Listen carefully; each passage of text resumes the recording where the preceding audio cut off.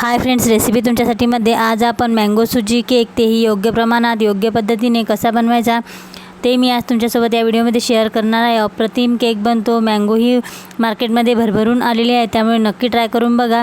तसेच व्हिडिओ आवडल्यास लाईक करा, चॅनलला सबस्क्राईब करा। चला तर व्हिडिओला सुरुवात करूया।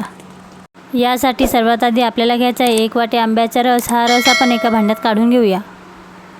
त्यानंतर यामध्ये घालायचे आहे 1 चमचा साजूक तूप आणि रस आपल्याला 2 ते 3 मिनिट छान फेटून घ्यायचा आहे, म्हणजे याला चांगल्या प्रकारे मिक्स करून घेऊया। त्यानंतर आपल्याला घ्यायचं आहे 1 वाटी सुजी म्हणजे जाड रवा या ठिकाणी मी घेतलेला आहे। जाड रवाच आपल्याला हा केक बनवण्यासाठी घ्यायचा आहे। आपला केक मस्त जाळीदार आणि स्पंजी बनतो।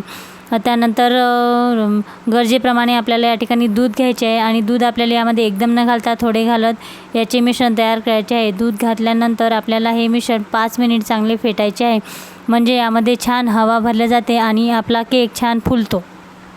सुजी मँगो केक बनवण्यासाठी ही टिप्स अतिशय महत्त्वाची आहे। 5 मिनिट किंवा त्यापेक्षा तुम्ही जास्तसुद्धा फेटू शकता, पण त्यापेक्षा कमी फेटू नका। जर कमी फेटलं तर तुमचा केक छान फुलणार नाही, त्यामुळे आपल्याला ही स्टेप करणे अत्यंत गरजेचे आहे। हे मिश्रण चांगल्या प्रकारे फेटून झाल्यानंतर आपण अर्ध्या तासासाठी साईडला झाकून ठेवून देऊया। तुम्ही बघू शकता येथे मिश्रणाला झाकून ठेवून अर्धा तास झालेला आहे।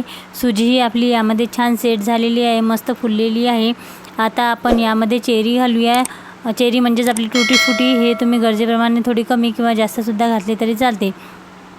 चेरी घालून आपण हे मिश्रण मिक्स करून घेऊया। त्यानंतर यामध्ये आपल्याला घालायचं आहे अर्धा चमचा खायचा सोडा घातल्यानंतर हे मिश्रण आपल्याला परत 2 मिनिट फेटायचं आहे आणि नंतर आपण नेक्स्ट प्रोसेसकडे वळूया। तसेच या ठिकाणी आणखी एक सांगायचे म्हणजे ज्यावेळी मी आंब्याचा रस बनवून घेतला होता त्यावेळी मी त्यामध्ये साखर चवीप्रमाणे आपल्याला गरजेप्रमाणे लागेल तेवढी टाकलेली आहे। पण तुमची जर साखर आंब्याच्या रसामध्ये कमी झाली तर तुम्ही यामध्ये आणखी पिठी साखरसुद्धा घालून मिक्स करू शकता। मिश्रण फेटून झाल्यानंतर या ठिकाणी मी केकचा टीन घेतलेला आहे आणि त्याला मी आतल्या बाजूने तेल लावून घेतलेले आहे। तेल आपल्याला स्मेलवाले घ्यायचे नाही, म्हणजेच फल्ली तेल वगैरे घेतले तर केकला फल्ली तेलाचा वास येतो, त्यामुळे साधे तेल, सोयाबीन किंवा सूर्यफूल असे तेल आपल्याला या ठिकाणी घ्यायचे आहे की ज्या तेलाचा वास येणार नाही। ते तेल मी या केक टीनला आतल्या बाजूने लावून घेतलेले आहे आणि नंतर आपण हे मिश्रण या टीनमध्ये काढून घेऊया। मिश्रण केक टीनमध्ये काढून झाल्यानंतर ह्या टीनला आपल्याला 2 ते 3 वेळा छान टॅप करून घ्यायचं आहे, म्हणजे मिश्रण यामध्ये छान सेट होते।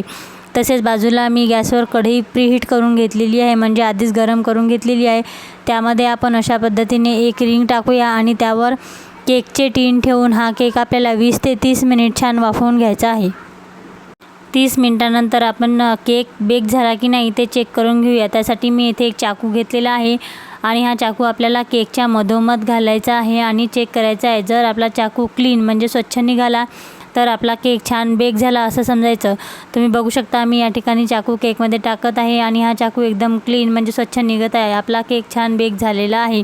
आता आपण हे केकचे भांडे खाली उतरून पूर्ण थंड झाल्यानंतर हा केक या भांड्याच्या बाहेर काढायचा आहे। जर तुम्ही गरम असतानाच काढण्याचा प्रयत्न केला तर तो केक तुटू शकतो, त्यामुळे पूर्ण थंड झाल्यानंतरच आपण या केकला बाहेर काढूया।